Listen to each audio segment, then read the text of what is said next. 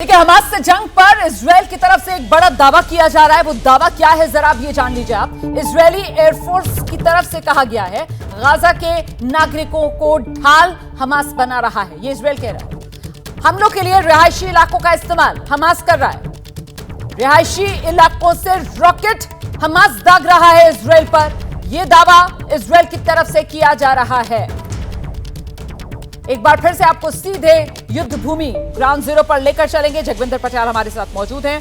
जगविंदर, ये दावों का दौर खत्म नहीं हो रहा और इससे भी कहीं ना कहीं तस्वीर यही उभर रही है कि ये मामला अभी बढ़ेगा और बहुत बढ़ेगा। देखिए, हमास भी बाज नहीं आ रहा है। इस वक्त मैं बॉर्डर एरिया सिद्रौत में मौजूद हूं, लेकिन यहां पे अभी 1 घंटे में 3 बार जो है सायरन बजा और यहां पर रॉकेट या जो भी उनकी तरफ से बम है वो मारे गए, गिराए गए। लेकिन अब दिक्कत क्या हो रही है कि इजराइल का चाहे टेक्नोलॉजी हो, चाहे वो उसका गोला बारूद हो, चाहे वो उसकी सेना हो, वो हमास से कहीं ज्यादा मौजूद है और मजबूती को देखते हुए कोई मुकाबला ही नहीं है दोनों के बीच में।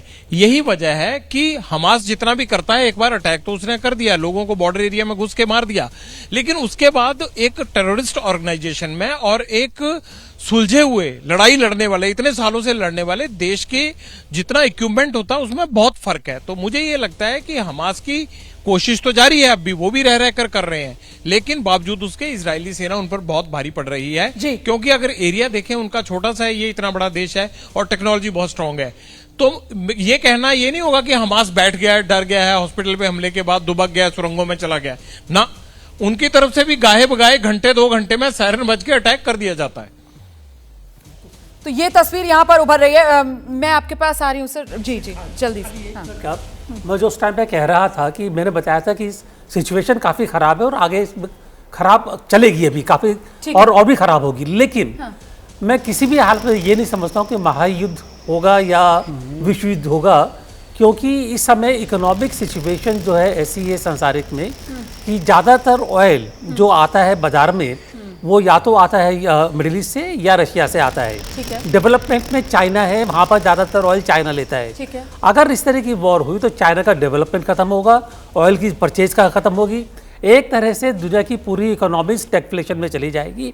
और मैं नहीं समझता कि इस टाइम पर ऐसे सिचुएशन देखने के लिए यूएसए तैयार है या सऊदी अरेबिया तैयार है। ऑयल एम्बार्गो लगाने की बात भी इजराइल को लेकर कही जा रही है। सर मैं इस पर चर्चा आगे बढ़ाऊंगी। जैसे ही घड़ी का काटा दोपहर 2:30 पे आए, बबीता जी का दिल सास बहू साजिश के लिए मचल जाए। और ये है इनकी बहू, पूरे दिन ऑफिस की टेंशन हो जाए गॉन जब ये करें अपना फेवरेट शो फ्री टाइम पे ऑन। इनकी तरह आप भी देखें अपना फेवरेट शो अपने टाइम पर और डाउनलोड कीजिए एबीपी लाइव ऐप अपने स्मार्ट टीवी पर।